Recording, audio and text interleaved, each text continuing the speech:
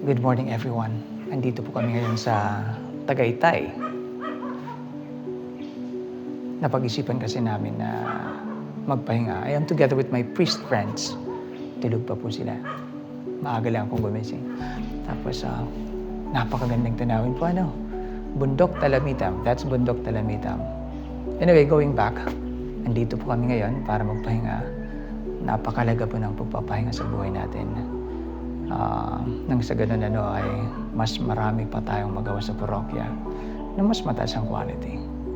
At isa rin itong paraan ng pag-aalaga sa sarili natin. Kaya, ayan, nagpahinga po kami. Nandito po kami ngayon.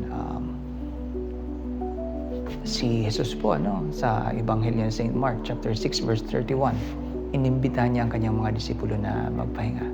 Sabi niya, come and rest a while. Pagkatapos ng napakarami nilang gawain, nagpahinga po sila. Kaya tayo din naman mga kapatid, bilang tagasunod ni Jesus, always find time to rest, okay? Always find time to rest. Nang sa ganun, mas marami tayong magawa sa parokya na mas mataas ang quality. At nang sa ganun, maalagaan din natin ang sarili natin. Kaya that's it for today. You have a great day and God bless.